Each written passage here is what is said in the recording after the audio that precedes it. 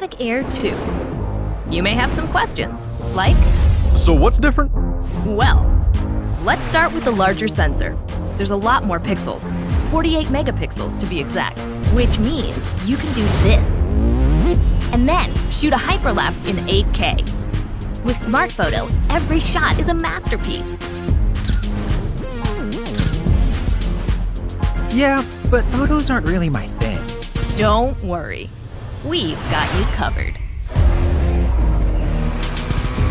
It also does 4K 60p video.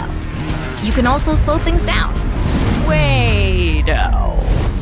And yes, there's HDR video. How's the flight time? It's fantastic. You're looking at up to 34 minutes in the air, a new record for the Mavic series. We've added OcuSync 2.0, so you can fly longer and see clearer. What if I'm not a great pilot? That's where Focus Track comes in, so you can fly like a pro. Or just press a button. Here's the best part: automatic obstacle avoidance.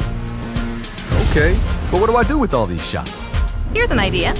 Use the DJI Fly app to edit and share your moments with just a tap. So, what's different? A whole lot.